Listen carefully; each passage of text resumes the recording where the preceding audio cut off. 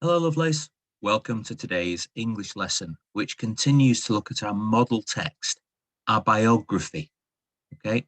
Now, I'll accept it's quite a long model text, and a full copy is available on our resources channel in our Teams. But I thought we'd look today at particular sections of it, so the actual features that make up a good biography. Okay, so here's the first part. I'm not going to read the whole thing. I'm just going to remind us of some of the key points. So we've got Christopher Marlowe, biography. C, 1564, 1593. Can we remember what the C stood for? Yeah, it was circa, which basically means about. Because records weren't as well kept, we can't be 100% sure exactly when Christopher was born. So circa means approximately. Okay. So we've got our title. Who's the biography about? Well, it's about Christopher Marlowe. And we've got the dates when the person lived. Now, if we drop that C, if we take that away, we're telling our reader it's exactly 1564 to 1593. The C indicates that we're not 100% sure exactly. Okay. Now, we've also got our introductory paragraph. Now, this is quite general. It's a summary, an overview, really, just some of the key facts about the person's life. So Christopher Marlowe, also known as Kit, was a poet and playwright at the forefront of the 16th century dramatic Renaissance. Whilst Christopher Marlowe's literary career lasted less than 6 years, and his life only 29 years, his achievements, most notably the play The Tragical History of Dr. Faustus, ensured his lasting legacy. So that's a bit of a summary. I mean, it tells us how long he lived for, it tells us how long his career was, it tells us his most famous work, it tells us who he was, and so on. But it's quite brief. So an introduction, so just the key facts. Then we start to work a bit more chronologically, a bit more in order. So we start with the early life of our person, in this case, Christopher Marlowe. So the place, time of birth, any facts or any information in that early part of his life. So here we've got Christopher Marlowe was born in Canterbury around February 26, 1564. This was the day on which he was baptized. So we've got his christening date, and we can assume that he was christened as a very young child, as a baby. So his birthday would be just a little before that. So it's dealing with approximations. So we've got the church records that indicate when he was baptized, and we need to assume that he was born just a little before then. He went to King's School and was awarded a scholarship that enabled him to study at Corpus Christi College, Cambridge, from late 1580 until 1587. Okay, so that's telling us about his education, where he went to school, and also the fact he must have been pretty bright. He must have had some special skills to have received a scholarship. Because if you remember from yesterday, people only get scholarships if A, they're particularly talented, maybe they're particularly intelligent or particularly talented in a sport or an art or something like that. But usually also because they were poor, so poor that they couldn't afford the education themselves. So this indicates that as well as being quite brilliant, Christopher Marlowe was also from a relatively poor family, that a scholarship was needed to allow him to go to university. Okay. And then we move on to sort of interesting events. Any interesting events through the person's life. So Marlowe earned his degree in 1584, but in 1587, the university hesitated in granting him his master's degree. Its doubts were set to rest when the Privy Council sent a letter declaring that he was now working on matters touching the benefit of his country.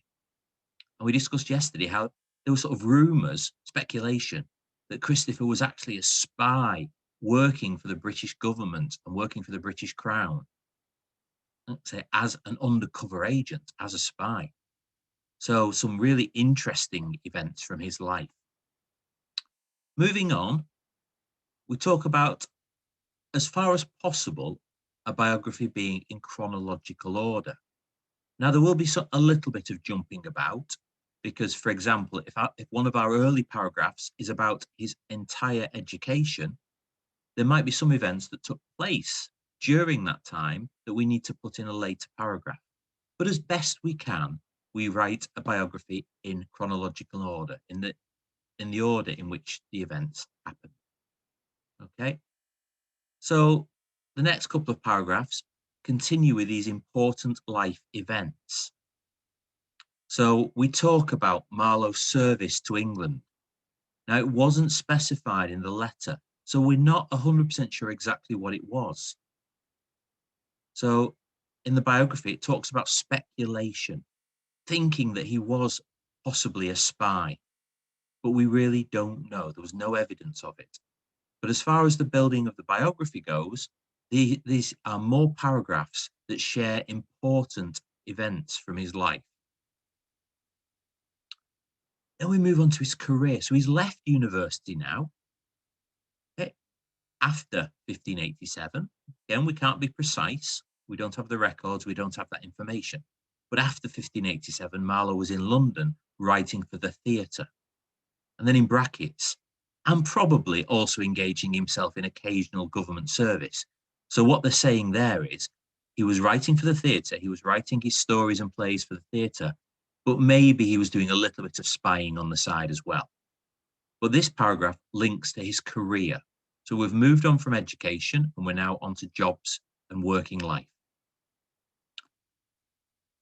That continues here. So 3 paragraphs, the one on the previous page and these 2, all talking about his career and his working life. Again, working through chronologically. So this one, the first one on this page, talks about his work with the Elizabethan theatre, how his focus was on the histories and the tragedies, and that he didn't turn his hand to writing comedies. It also talks about some of his best known works. Okay. And then we move on to events that changed his life. So we've gone away from just his work, but actual events that changed his life completely. And in this case, it was his beliefs. Marlowe was an atheist. That meant that he didn't believe in a god. And in those days, that was a big deal. People who were atheists were believed to be heretics and say committing the crime of heresy, which potentially meant a punishment of death, burning at the stake. Now, for some reason, and we're not clear why, but Marlowe wasn't subjected to this punishment. He wasn't even put in prison. In fact, the only thing he had to do was report daily to an officer of the court. Okay? But even so, this was still a big event in his life. Changed the way he behaved, and also changed the way people behaved towards him. So events that changed life. And next paragraph. Okay, moving on again. In most of these sections, we've got 3 paragraphs. If you think about how long your biographies were, especially those people who wrote about younger brothers or sisters, your biographies were really, really short because there wasn't a lot going on. These people had, let's say, your brothers and sisters have lived relatively short lives. So there's not a lot to write about. But for Marlowe, we've got lots and lots to say. In fact, each section is 3 whole paragraphs. So we've got more events that changed his life. Then we move on to the end of his life. Okay, so this was all that speculation about the fight, exactly why it started, this fight between Marlowe and Fraser. Remember, the fight broke out in a lodging house, believed to be over the bill, but there was lots and lots of people who speculated as to exactly why the fight started. Would you fight to the death over paying a bill in a lodging house? Or was it more to do with his spying activities? Or was it to do because of his atheism, because of his beliefs? We simply don't know. But we've indicated that in our writing. We have said alleged. We have used words like speculation. Okay. And then finally, we've got some additional information. Okay. In this case, reasons why this person might have been famous. So it's highlighting when Marlowe lived, who his contemporaries were, who were the other people around at that time with a similar career. So the most famous author at the time was Shakespeare. And we highlight that Marlowe was basically second to Shakespeare as regards to the quality of his tragic dramas and his writing. Okay, so they're the key factors for building a good biography. And it is about breaking all that information down into nice, manageable chunks that are grouped together appropriately. So using your paragraphing skills. So let's remind ourselves of the key points for our toolkit. We've got the dates. We need to know when this person lived. Okay. Now, in the case of Marlowe, we've got a start date and an end date. We've got, I can say, the date that he died. If you're doing a biography for someone who is still alive, then you do the birth year and then a little dash and then leave it blank because we don't have a year of death yet. Okay, so you just leave that blank, but you can still indicate when someone was born. We need a title. Obviously, who's this biography about? And if it's a biography, then it's not about you. Remember, autobiography is if you write it. Biography is if you're writing about somebody else. So this is a biography. We need to know who it's about. We've got the introduction, that opening paragraph that just sort of summarizes, gives us the key facts about that person. Then we start with the early life. We start at the beginning of life because we're writing chronologically. So the place and time of birth, any facts from the first part of their life, that might lead into education and schooling. Any interesting events that took place during that time. Okay? So all the way through, just before the start of a career or a job, what interesting events took place in that person's life. All the while keeping things as chronological as you possibly can. More, let's say, important life events, things that took place in a person's life that maybe changed the direction of their life, maybe caused them to change a career, maybe it caused them to change where they live. So important events that changed the course of that person's life. Then we link and move on to the career. What did the person do as a job? Why did they choose that job? Where did they do that job? How long did they do that job for? Were they any good at it? All sorts of things to do with careers and jobs. Did they stick at that thing for years and years and years? Or did they change? If they did change, why? Moving on to the career, okay? So the links to the career, so what they were hoping to do, and then into the career itself, which I've just described. So what was that person's job? And so was it a big part of their life? Or did they just do it for the money? Events that changed their life, okay? So we've talked about important life events. So this is very similar. Again, it's events that maybe change the direction, maybe later on in life. Okay, so the important life events, that might have been just after their education, events that caused them to follow a certain career path, but then maybe events later on in life that changed the direction of their life. If, of course, you're writing about someone who is that bit older and has lived a complete life. Then the end of life events. What was it that happened for this person towards the end of their life? How did their life end, if it has ended? Okay. And then finally, that additional information, those facts that we've not been able to slot in anywhere else, but you feel are important and you need to share with the reader. Okay, so lots and lots and lots of paragraph headings.